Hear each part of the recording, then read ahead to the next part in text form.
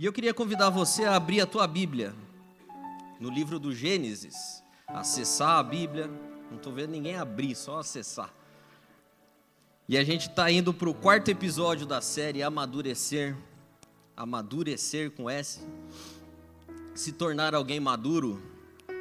E hoje nós vamos conversar um pouco a respeito da vida de um homem e de como as coisas que aconteceram com ele, situações que acontecem conosco, que servem de amadurecimento. Livro do Gênesis, no capítulo 28, o versículo 20 até o 22 primeiro. Nós vamos falar da vida de Jacó um pouco, vamos falar de outras coisas também. Jacó, você sabe, é aquele neto de Abraão, né? Deus de Abraão, Deus de Isaac, Deus de Jacó. Jacó é o neto de Abraão. Jacó é aquele que nasceu gêmeo de Esaú, mas nasceu por segundo e conseguiu conquistar, a gente foi ministrado há um tempo atrás aqui, o direito da primogenitura. Mas Jacó era o meninão da mamãe. Jacó era o filhinho da mamãe. Jacó era um cara, veja só você, Jacó foi criado em casa, enquanto Esaú, a Bíblia diz que ia caçar. Esaú era o raiz e o Jacó era o meninão. Jacó foi o cara que cozinhava, aprendeu a cozinhar com a mãe, fazia ali a comida para esperar o pessoal. Eu fico imaginando que Jacó deveria ser meio mimado, porque a mãe dele fez um complô com ele para que ele conquistasse a primogenitura. Jacó era o cara que era beneficiado em tudo, enquanto o Esaú, coitado do Esaú, Esaú pagava um preço. Mas eu acredito que essas coisas fizeram Jacó amadurecer tardiamente. E o que aconteceu com Jacó e que acontece com muitos de nós, é que em algum momento a vida nos cobra maturidade. Chega um dia em que nós precisamos ser maduros, e Jacó experimentou isso. Houve um dia em que Jacó precisou de maturidade, porque a Bíblia diz que Jacó, depois de ter feito tudo que fez, ter enganado ali o irmão dele, pegado o direito da primogenitura, o irmão dele ficou com tanta raiva dele, que disse que iria matá-lo. E a mamãe falou para ele: Jacózinho, lindinho da mamãe, agora a mamãe não pode cuidar mais. Então você precisa ir embora, Jacó. Você precisa sair daqui. E foi tão intenso, eu estou falando assim dele, coitado, ele não era, acho tanto, mas enfim, que Deus falou que ele deveria ir também. Deus falou para ele: Jacó, vai para uma outra terra, e tudo que você colocar a mão eu vou abençoar você. Só que Jacó, nesse momento, começa a revelar toda a sua imaturidade. Jacó começa a revelar a sua falta de preparo. Ele amadureceu muito tarde. E aí Jacó chega à beira de um rio e faz a oração que está aí, que você abriu. Gênesis capítulo 28, versículo 20. Numa situação de estresse, de cobrança, quando ele foi colocado à prova, ele faz uma oração. E a oração dele é a seguinte, Gênesis capítulo 28, 20.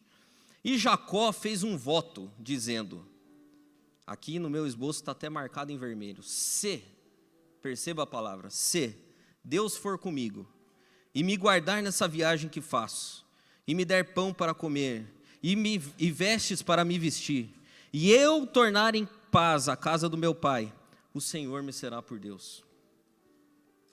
E esta pedra que tenho posto por coluna será a casa de Deus, e tudo quanto me deres, certamente lhe darei o dízimo. O que Jacó estava fazendo aqui era uma oração desesperada, em busca de bênção. E a história se desenrola, e se você ler os próximos capítulos, depois você pode fazer isso na sua casa, você vai perceber como a vida bateu em Jacó. Bateu em alguém despreparado. Ele chega na casa do tio dele, Labão, que a mamãe tinha recomendado, vai para a casa do titio, e o Labão castiga o Jacó. Porque Jacó se apaixona pela filha mais nova, que ele encontra no poço. E aí ele é prometido em casamento e o tio dele fala, não, pode casar tranquilo, você precisa só trabalhar 7 anos aqui. Trabalhou 7 anos com alegria, com tranquilidade. E quando foi para casar, o sogro dele enganou ele. Que ironia do destino. E ele é obrigado a casar com Lia. E aí, quando ele vai tirar satisfação com o sogro fala, não, mas é que aqui tem que casar a primeira mais velha, senão ela fica apatia, depois eu não consigo casar ela com ninguém, não dá. E aí ele falou, mas se você quiser casar com a outra, mais 7 anos. E ele trabalha 7 anos.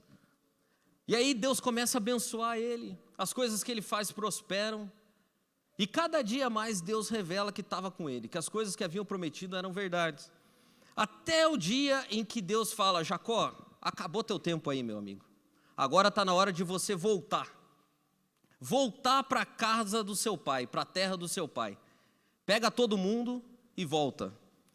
E o que é mais interessante é que se você vira algumas páginas, ou clica na setinha à direita e chega no capítulo 32 do Gênesis, você vai ver Jacó 20 anos depois, à margem do mesmo rio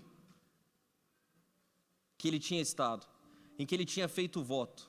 E Jacó, de novo, numa situação de estresse, faz novamente uma oração. Só que eu queria que você prestasse atenção à oração de Jacó 20 anos depois. Gênesis 32, versículo 9. A primeira oração de 20 anos atrás, ele começa com C. 20 anos depois ele ora, e a oração dele é: ó Deus de meu pai Abraão, Deus de meu pai Isaque, o Senhor que me disseste, volte para a sua terra e para seus parentes, e eu o farei prosperar. Eu não sou digno de toda a bondade e lealdade com que me trataste.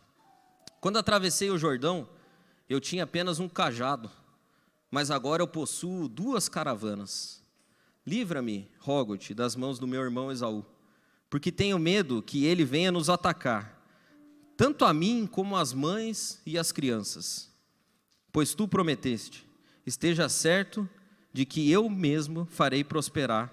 Os seus descendentes serão tão numerosos como a areia do mar, que não se pode contar. Para mim, a diferença das 2 orações é absolutamente sensível.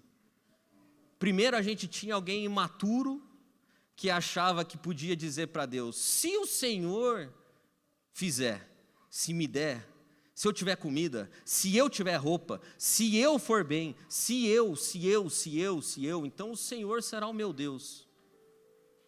A vida bate nele, e 20 anos depois ele amadurece. E hoje a oração dele é: cara, eu não sei nem como é que eu estou aqui.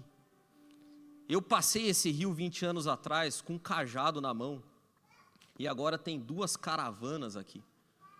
O Senhor é bom demais. E é interessante que na segunda oração, ele fala pouco dele. A preocupação dele é as mães aqui, as crianças.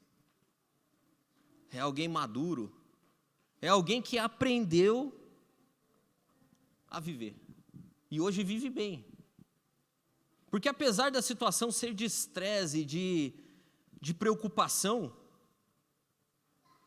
a oração que Jacó faz não se parece com a primeira. A oração que Jacó faz é a oração serena, de alguém maduro na fé. E eu chego à conclusão de que amadurecer é o fenômeno de ajustar as expectativas e viver de acordo com a realidade de Deus para mim e para você. E é tão interessante isso porque nós amadurecemos, uns mais rápido, outros mais devagar, outros nem amadurecem, outros vivem imaturo para sempre. E é tão sensível a diferença na nossa vida, que se você compara a tua fase de adolescência com a tua vida adulta, se você amadureceu, quando eu olho para a minha adolescência, eu falo assim, mas eu era um babaca. Eu sempre penso isso.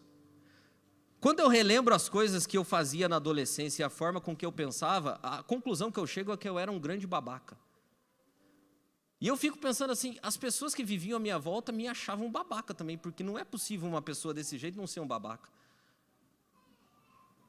Quando a gente olha para a nossa adolescência e compara com uma vida adulta que supostamente é madura, a conclusão que você chega é, cara, o quão mané que eu fui. Eu achava que os meus pais eram errados, que as coisas que eles faziam eram erradas, que meu pai e minha mãe não sabiam de nada, e que eu é que sabia de tudo. É aquela conversa de adolescente, sabe, que o cara pensa assim, não vejo a hora de fazer 18, vou sair de casa, ter meu carrinho, tal. Coitado.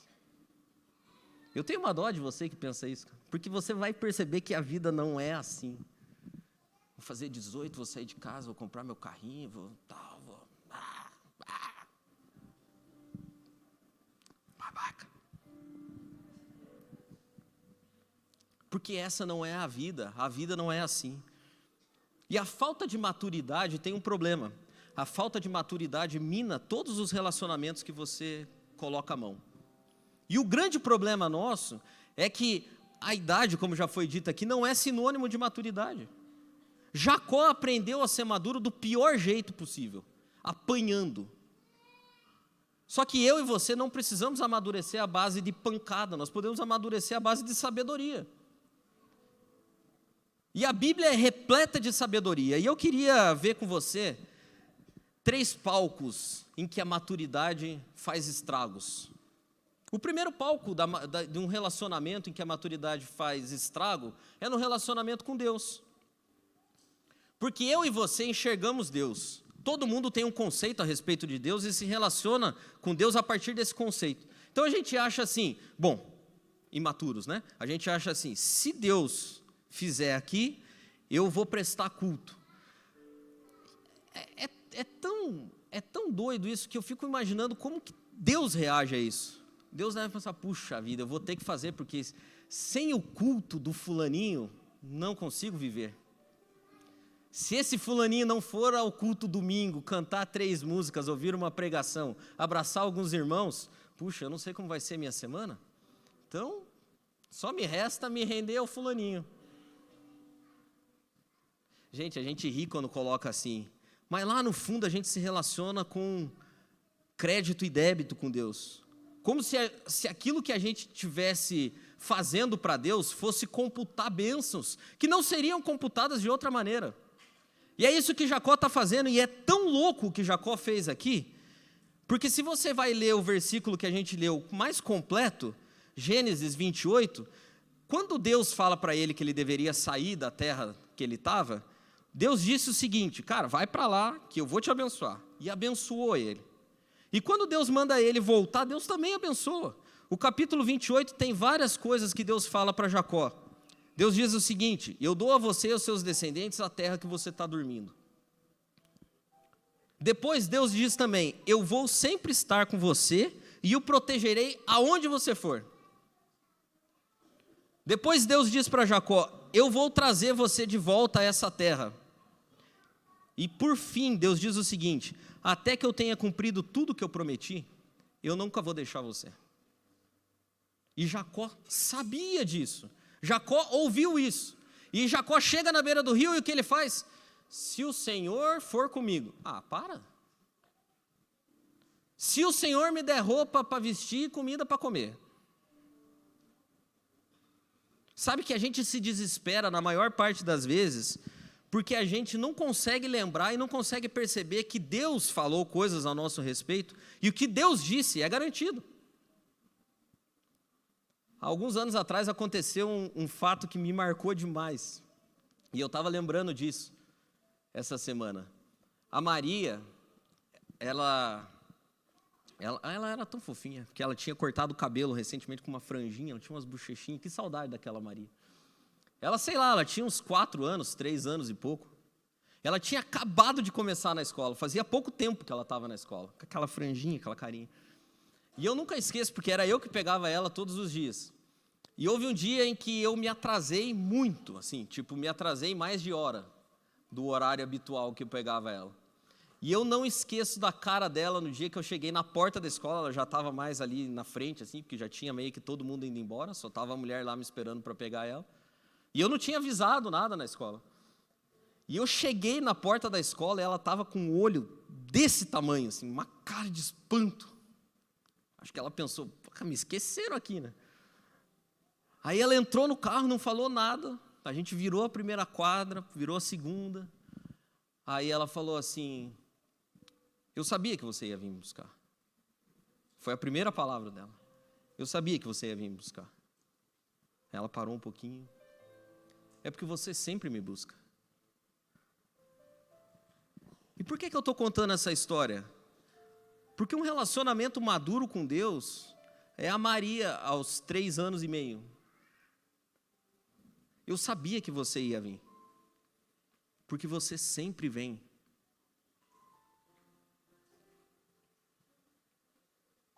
Você sempre vem. Eu não preciso ficar, não preciso ligar. Eu sabia que você viria, porque você sempre vem. Sabe que a maturidade no relacionamento com Deus é você ter a capacidade de parar com orações de si e fazer que nem ela. Deus, eu sei que você vem, porque você sempre vem. Foi o Senhor quem prometeu. Foi o Senhor quem falou que viria. Tem algo duro, meu irmão, que eu vou dizer para você. A gente não é tão importante assim. Sabe por que Deus vem? A maioria das vezes não é por conta da gente, não. É porque Ele disse. É por causa dEle mesmo. Ele disse que estaria comigo, que estaria com você todos os dias.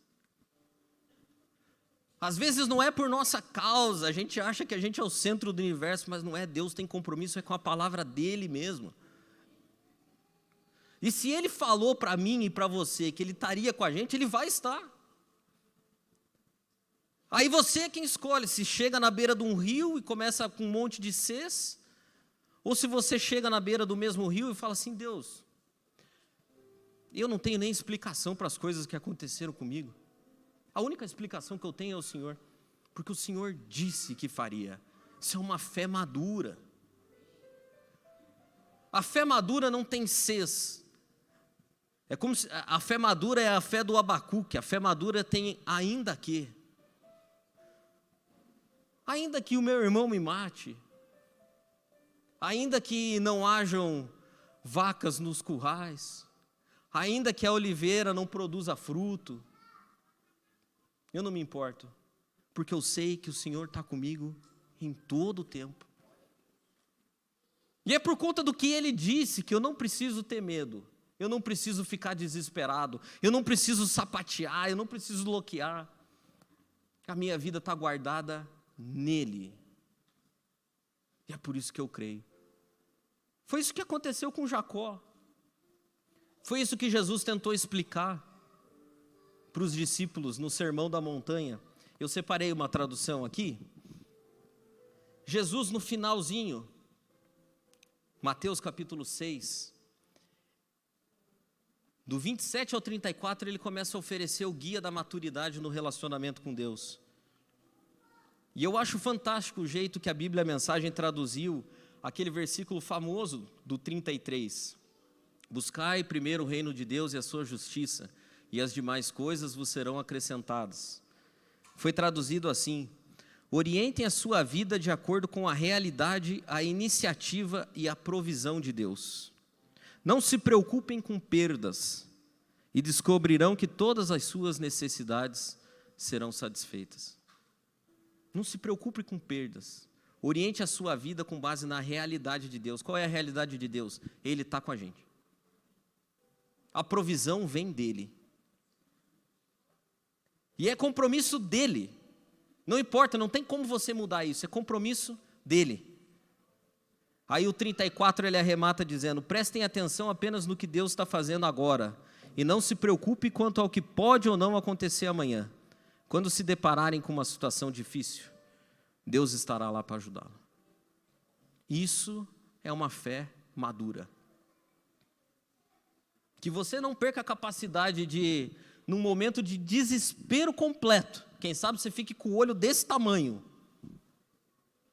mas que você fique ali no banquinho olhando para o portão, porque Ele vem. Porque Ele sempre vem. Sempre vem. Não haverá um dia em que o carro não parará no portão.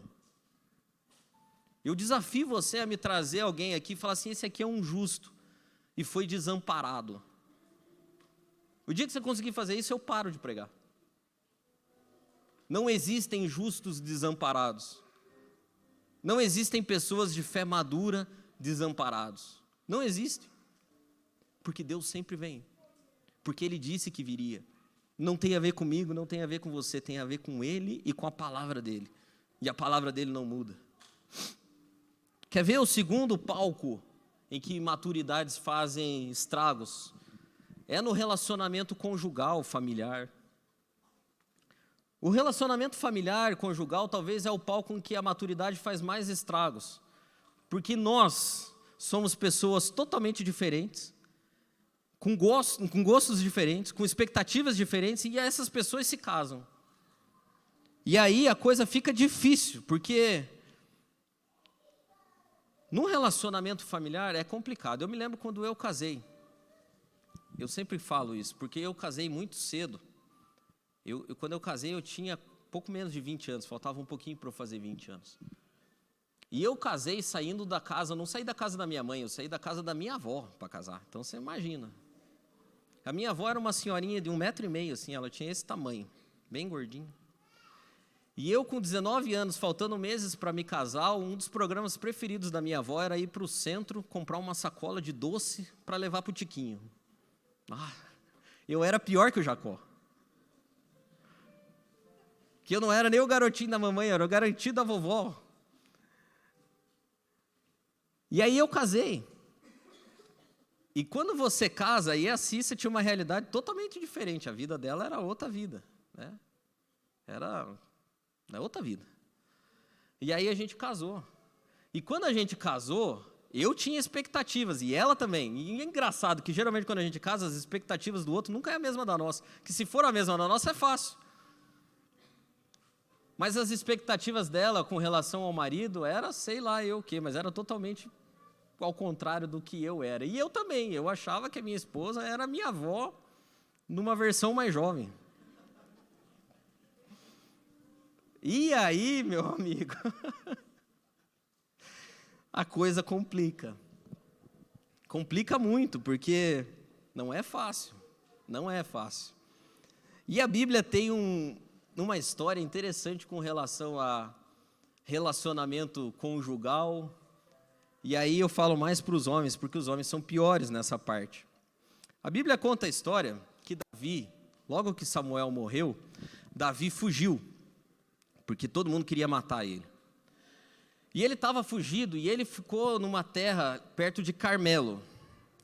E durante muito tempo ele ficou ali naquele lugar. E ele, quando estava ali com seus homens, protegia uma região, umas terras. E essas terras pertenciam a uma família, a família de Nabal.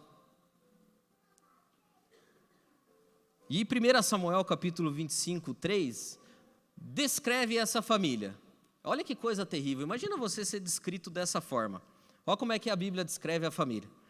Seu nome, falando do cara, seu nome era Nabal, e o nome da sua mulher era Abigail, mulher inteligente e bonita. Inteligente e bonita. Mas o seu marido, descendente de Calebe, era bruto e mau.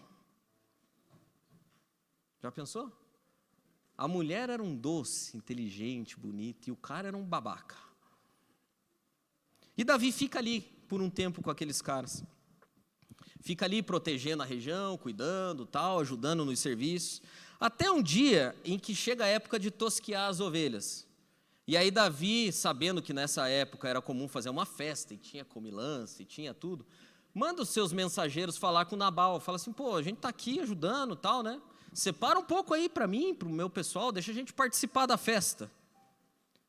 E Nabal, bruto e rude e mau, manda a seguinte mensagem para Davi: cara, tem um monte de foragido aí, se eu for ficar dando comida para todo mundo que aparece, para esses forasteiros, eu não vou dar comida para ninguém, não vou tirar aqui do pessoal para dar para vocês. Afinal de contas, vocês não fizeram nada. E os caras voltam falar com Davi. E Davi fala assim: você vai ver, cara. Preparem as espadas e eu mesmo vou na frente. Se esse cara viver ainda, vocês me matem, porque eu vou arrancar a cabeça desse miserável. Só que nisso, Aí comprova que maturidade não tem nada a ver com idade. Tinha um pastorzinho ouvindo a conversa. E o pastorzinho sabia que o cara era um babaca e que a mulher era inteligente. O que o pastorzinho fez? 1 Samuel, capítulo 25, 14. Nesse meio tempo, um dos jovens pastores contou a Abigail, mulher de Nabal, o que tinha acontecido. Aspas. Davi mandou mensageiros do deserto para saudar o nosso Senhor, mas ele foi grosseiro a eles e o insultou. Acontece que aqueles homens sempre nos trataram muito bem, nunca roubaram nada de nós, nem se aproveitaram da gente durante o tempo que estiveram no campo. Eles até serviram como um muro de defesa ao nosso redor, porque nos protegiam dia e noite, enquanto cuidávamos das ovelhas. Faça alguma coisa logo, pois algo de ruim vai acontecer ao nosso Senhor e a todos nós. Aí ele termina dizendo para mim o maior pecado da imaturidade no relacionamento conjugal. Ninguém consegue convencê-lo. Ele é intratável. Aqui está o pecado capital da imaturidade no relacionamento. Ser intratável. Nabal era rico, era poderoso, tinha o respeito até de algumas pessoas, mas o menino faz um raio-x. Pense um adolescente olhando para o cara e falando assim, ó, faça alguma coisa, Abigail, porque esse cara aqui é intratável. Intratável. E pessoas intratáveis, normalmente são pessoas imaduras. São completamente imaturas, elas não conseguem mudar, elas não conseguem fazer nada. É aquele cara que você fala com ele e ele tem uma resposta pronta. Sabe como eu me testo para saber se eu sou intratável ou não, se eu estou sendo intratável ou não? Quando alguém me critica, a minha primeira coisa é justificar-se. Sim, parabéns, você está sendo intratável. E é difícil. É difícil porque a gente tem um ego muito grande. A gente acha que as coisas são do jeito que a gente pensa que elas devem ser. E aí o teu filho, a tua filha, às vezes olha para você e fala assim, pô, não dá para conversar com o pai. O pai é grosseiro. O pai não consegue pensar. O pai é esquisito. E aí você, Nabalzão, não, me respeita.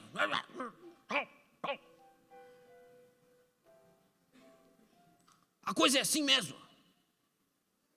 Quem sabe você aprendeu assim, quem sabe o teu pai era assim. Só que aí é aquela coisa, eu sou totalmente avesso à teologia da maldição hereditária. O cara fala, mas é que meu pai era assim, daí por isso que eu sou assim. Não. Não precisa ser. A maturidade no relacionamento começa quando você começa a ser tratável, não intratável. Quando as pessoas conversam com você porque sabem que você está disposto a mudar. Porque senão, meu irmão, sabe o que acontece? A gente começa a ser tolerado. E uma das piores coisas que tem é ser tolerado. Quem sabe daí a esposa da gente tolera a gente. Tem que tolerar, né? Porque fazer o quê? Aí a tua família tolera você, teu pai, tua mãe, teus irmãos. Tem que convidar o fulano para a ceia de Natal. Ai, Jesus. Poxa vida. Mas é que não tem como fazer ceia de Natal sem convidar o fulano. Bem que ele podia arrumar outra coisa para fazer no dia. Podia ir passar com a família da mulher dele lá, longe.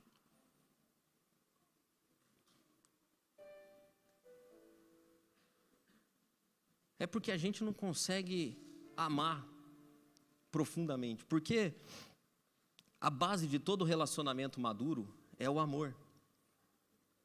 O amor é a base de um relacionamento maduro, mas um amor de verdade.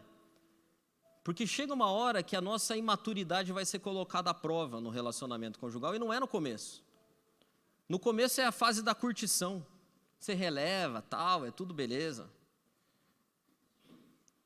Mas aí chegam outras fases, e a pior de todas elas, na minha opinião, é a fase em que você identifica coisas que precisam ser mudadas no outro. Eu acho que na minha casa deveria haver uma lista, tinha uma lista de coisas que deveriam ser mudadas. E aí a gente vai tentando mudar o outro, e vai fazendo, e vai indo, e vai acontecendo, e vai tal. E aí você tem uma expectativa a respeito do outro e vai tentando encaixar o outro naquela tua expectativa, mas isso não é amor. Isso é imaturidade. Porque o apóstolo Paulo diz na primeira carta aos Coríntios, no capítulo 13, as características de um amor maduro. E ele diz que o amor maduro não inveja. Eu amo a Bíblia, a mensagem, porque ela tem uma tradução bem profunda das coisas. E a palavra lá diz o seguinte, que o amor não inveja, ele traduz como o amor não quer aquilo que não tem. Um amor maduro não quer aquilo que não tem. Não quer transformar a pessoa numa versão de si própria. O amor maduro consegue conviver com diferenças. O amor maduro não fica todo o tempo dizendo, mas é que você é assim, você é assado. Outra coisa que o amor maduro faz, 1 Coríntios também diz que o amor maduro não se ufana. Aí a Bíblia, a mensagem traduz para o amor maduro não é esnobe, não tem a mente soberba. Sabe como que você testa o teu amor e a maturidade no relacionamento com relação a isso aqui? Se você diz ou pensa, porque a maioria das coisas a gente não diz, a gente apenas pensa. Se você diz ou pensa que você nesse relacionamento dá mais do que recebe, e que se não fosse eu, as coisas já não estariam de pé. Isso é um amor que está se ufanando, está se enchendo, que não se deixa tratar. O amor maduro e a maturidade no relacionamento começam a acontecer quando você olha muito menos para você e começa a enxergar o todo. E eu confesso, eu tenho muita dificuldade com isso. Eu tenho dificuldade em perceber as necessidades das pessoas à minha volta. Eu não sou o cara que se levanta às 3 da manhã para conferir se as crianças estão cobertas. Tento. Às vezes eu consigo. Mas uma coisa é fato, você precisa ser tratável. Quando acontece de as crianças precisarem ser cobertas às 3 da manhã e você não for, e no outro dia a tua esposa falar, puxa, eu estou cansada que eu passei a noite inteira cobrindo criança. Em vez de você falar, mas eu tenho que sair cedo para trabalhar, não sei o que, você fala, pois é, eu preciso cooperar. Me acorde a próxima vez. Me chame, em vez de se levantar, me chama, por favor. Mas não com arrogancinha. Um ser tratável. A maturidade no relacionamento é ser tratável. Ser uma pessoa da qual as outras falam assim, puxa, é agradável estar perto dele. Eu vejo mudança. Eu vejo ele melhorando. Eu fiquei muito feliz esses tempos atrás, porque eu passei por uma fase difícil e esses dias a gente estava tomando café da tarde junto, que é uma coisa muito boa que acontece lá em casa, a gente consegue fazer todas as refeições juntos. E a Cícera me disse, falou, cara, você está muito melhor. Eu estou tão feliz. Você está muito melhor. Está melhor do que antes. E por que isso me alegra? Me alegra porque na dificuldade, ela passou toda a dificuldade junto. E eu fui tratado. E quem sabe eu fui tratável. O grande problema é com pessoas intratáveis. Nem Deus consegue. Sabe por que nem Deus consegue? Se você ler o final dessa história, sabe o que aconteceu com Nabal? Morreu. Morreu. Morreu intratável. É difícil. Quem sabe as coisas que você está passando no casamento, no relacionamento com as pessoas, com os amigos, é Deus tentando de algum jeito. Cara, vamos baixar um pouco aqui. É dura a serviço desse cara, mas baixa. Vai na força um pouquinho. Coloca mais um perrengue aí. Vai, para ver se trata. Bate mais. Aperta um pouquinho mais. Faz a esposa ficar braba. Aperta um pouquinho. Que precisamos tratar. Senão morre igual Nabal, intratável. O resumo é que os imaturos no relacionamento estão sempre competindo, disputando para ver quem dá mais, quem merece mais, quem tá. Os maduros estão construindo junto, construindo família, construindo relacionamento, construindo amizade. Só maduros constroem, imaturos sempre competem. E chegou a hora da gente amadurecer. Precisamos amadurecer. E o último palco da imaturidade é no relacionamento social, e eu gostaria de falar principalmente no relacionamento com relação à igreja, aproveitando que hoje é um culto de ceia e boa parte dos irmãos estão aqui.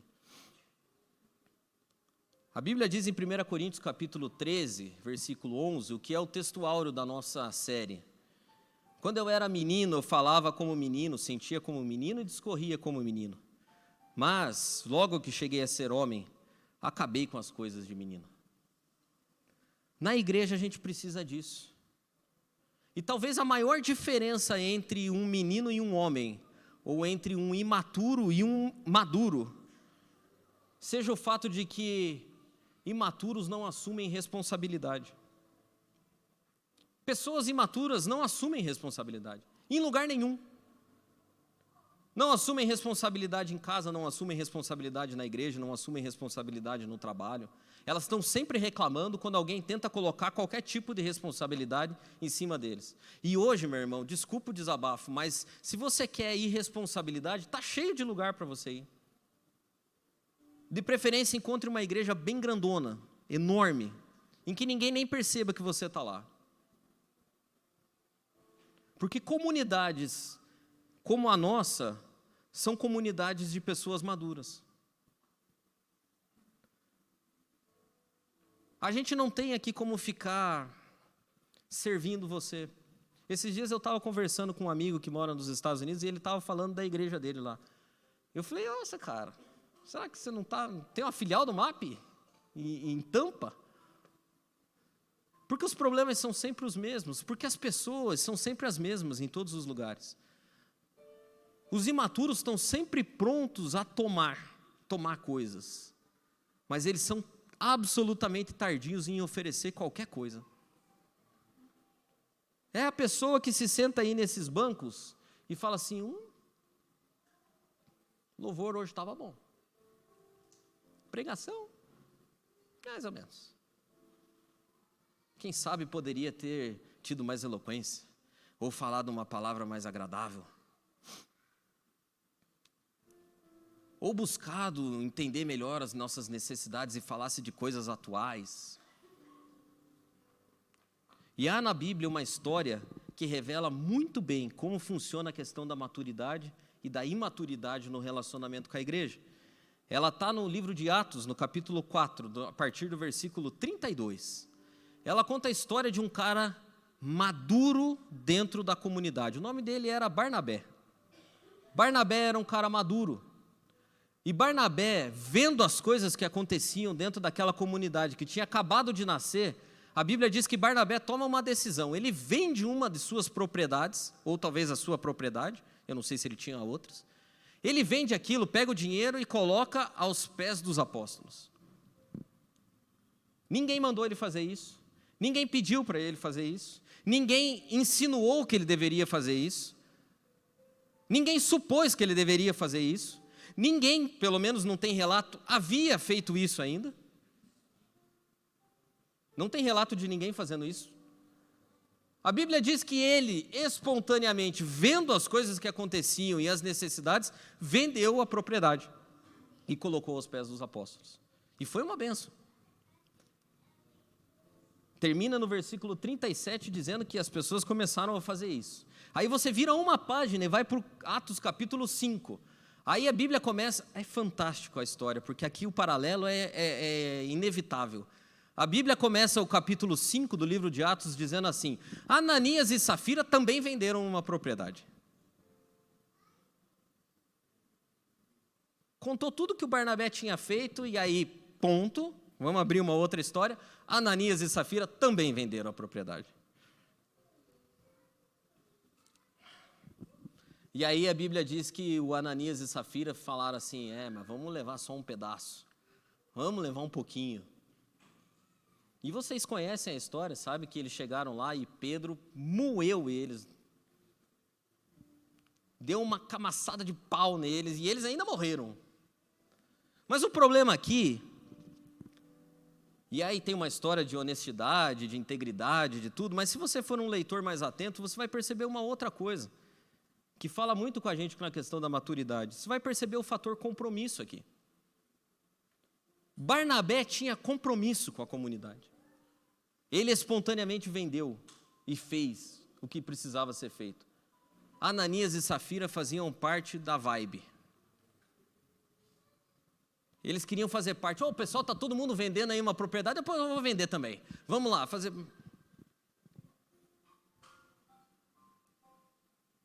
Imaturidade completa. No nosso caso hoje, a imaturidade mostra as suas caras quando você vem aqui todo domingo e não assume responsabilidade nenhuma. Você até vê que as coisas aqui precisavam mudar. Ali está caindo, lá atrás precisa de criança, as crianças têm lanche domingo após domingo. Alguém tem que trazer, né? Alguém traz lanche? Será que alguém traz lanche para as crianças, não?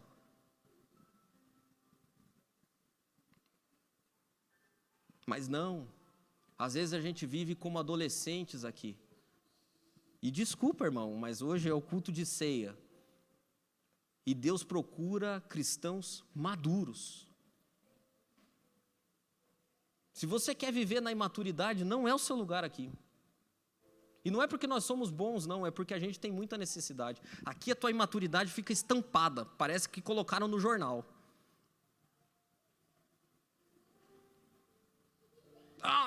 O fulano é imaturo, não ajuda em nada na comunidade, olha lá o outro lá carregando o piano sozinho. Então é hora de eu e você colocar a mão no arado e falar assim: Deus, eu sou um crente maduro. Eu faço parte de uma comunidade. Não tem a ver com vender terreno. Tem a ver com assumir responsabilidade. A atitude de Barnabé não tinha a ver com o terreno. O terreno era o de menos. A atitude de Barnabé tinha a ver com, cara, eu faço parte disso aqui. Isso aqui é o reino de Deus. Deus precisa de mim e eu vou à frente. Eu vou à frente. Eu coloco a minha mão e não solto. Eu pego no arado e não solto. Porque Deus conta comigo. E os irmãos contam comigo. Eu tenho uma palavra a ler que revela que esse não é um problema novo, é um problema super antigo. Hebreus capítulo 5, versículo 12 diz que o escritor aos Hebreus estava meio triste, estava meio brabo, e ele escreve o seguinte: porque, devendo já ser mestres pelo tempo, ou seja, vocês já são crentes há tanto tempo, que vocês já deveriam ser mestres, ainda necessitais de que vos torne a ensinar quais sejam os primeiros rudimentos das palavras de Deus, e vos haveis feito tais que necessitais de leite, e não de alimento sólido. Porque qualquer que se alimenta de leite não está experimentado na palavra da justiça, porque é menino. Mas o mantimento sólido é para os perfeitos, os quais, em razão do costume, têm os sentidos exercitados para discernir tanto o bem como o mal. Sabe o que significa a palavra perfeito aqui? A palavra original é teleios, é maduro. Os maduros têm os sentidos aperfeiçoados, assumem responsabilidades. Chegou a hora de eu e você amadurecermos na fé, em relação à comunidade, em relação ao relacionamento, em relação à família, em relação a Deus. É hora de amadurecer, meu irmão. A salvação é a primeira porta, é a porta que Deus abre para todo mundo. Mas depois da salvação tem a porta do discipulado. Essa custa muito caro e é essa que faz amadurecer. A pergunta de Deus para mim e para você hoje talvez seja a mesma que ele fez para os discípulos depois de um discurso duríssimo. E ele perguntou: onde é que está todo mundo, pessoal? Não foram embora? E vocês, não querem ir também? O que eu e você tenhamos a maturidade suficiente para dizer para onde? Para onde eu vou? Para onde eu posso ir? Se só o Senhor tem palavras de vida eterna. A tua escola é dura, o amadurecimento é doloroso. Mas o Senhor tem palavras de vida eterna. Eu queria encorajar você, hoje, a tomar um passo em direção à maturidade. Tomar um passo em direção a um relacionamento com Deus mais maduro, substituindo ses por ainda aqui. Queria convidar você a ser tratável no teu relacionamento. Você não precisa perguntar, se você for sincero o suficiente com você mesmo, você pode pensar assim, cara, o que eu preciso? Quais são as coisas em que eu sou intratável? Quais são as áreas que todo mundo tenta me tratar e ninguém consegue? Eu queria convidar você a olhar para a nossa comunidade e olhar para você. Então você olha para a comunidade e depois você olha para você e fala assim, eu faço parte disso aqui? Ou será que eu venho aos domingos? Tem arado na minha mão? Tem calo na minha mão? Tem algum calo na minha mão? Ou será que a minha mão está tão macia, tão suave? Será que não tem calo? Precisa de calo na mão. Se você faz parte de uma igreja e é maduro, você tem que ter calo na sua mão. E Deus está chamando a gente para maturidade. Então eu queria convidar você a ficar de pé. E antes de nós partirmos a ceia, Marcos virá aqui, eu queria orar com você. A maioria de nós, como disse o escritor aos Hebreus, devido ao tempo, já precisa de alimento sólido. Pesquise aí com você mesmo, enquanto a gente ora, o que é que você tem comido? Que comida você está precisando? Que comida você está esperando? Que tipo de comida você precisa aí? Será que a tua fé está madura a ponto de a gente conseguir dar uma feijoada para você? Pelo tempo já deveria estar. Será que a tua fé é madura para comer feijoada? Porque Deus tem grandes coisas, irmãos. Eu tenho pensado nisso, e isso não é um jargão de pregador, eu sou totalmente avesso a isso, mas eu creio que Deus tem grandes coisas para nós como comunidade. E a pergunta de Deus para nós é, você está pronto para comer feijoada, ou se eu te der a feijoada vai te dar uma congestão? Porque eu tenho feijoada. Daquela tipo da do Marcos, assim. Uma feijoada boa. A pergunta para mim e para você é, você pode comer a feijoada? E eu confesso que tem coisa que eu falo assim, mas não sei se dá não, pode dar uma congestão. A bênção é que Deus sempre vem. Fica no portãozinho esperando, fala assim, podia chegar o carro hoje com feijoada. Com feijoada. Peça para Deus colocar você na escola da maturidade. É dolorido demais, mas é absolutamente necessário e é absolutamente satisfatório. O Jacó que cruzou o rio na volta era totalmente diferente do primeiro. E as pessoas gostavam dele. Tanto que o irmão dele veio correndo e falou, cara. E ele viveu feliz. Ele viveu bem. Ele era maduro agora. Não precisava tomar mais nada de ninguém. Pai, no nome de Jesus, nós somos a tua igreja. Aqui na frente está o teu corpo, o teu sangue, Deus. E essas pessoas que estão aqui, eu e os meus irmãos, nós fomos comprados pelo Senhor lá na cruz. Por isso nós, com uma fé madura, declaramos, Deus, diante de potestados e principados, que tudo isso aqui que está acontecendo hoje não tem nada a ver com a gente, tem tudo a ver com o Senhor. As coisas acontecem na nossa vida porque o Senhor disse que elas iriam acontecer. Às vezes a gente tem a sensação de que estamos abandonados, mas quando menos se espera, para um carro na porta e é o Senhor, porque o Senhor disse que viria. O Senhor disse que viria. O que nós te pedimos, Deus, é uma fé madura, para enquanto esperamos, lembremos da tua morte, do teu sacrifício.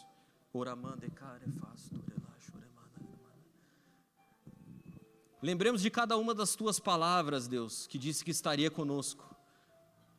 Que nos fortifique a fé, sabendo que não há o que temer.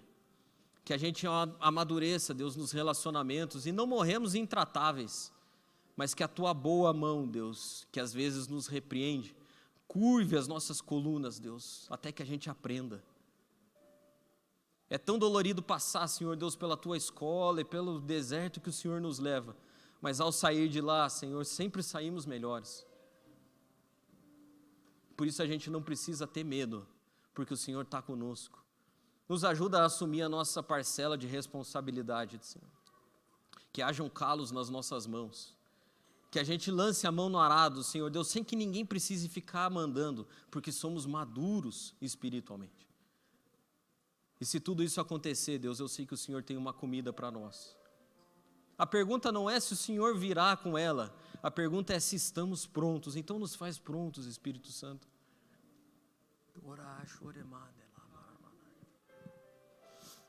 Nos faça pronto, Deus, porque nós temos fome do Senhor.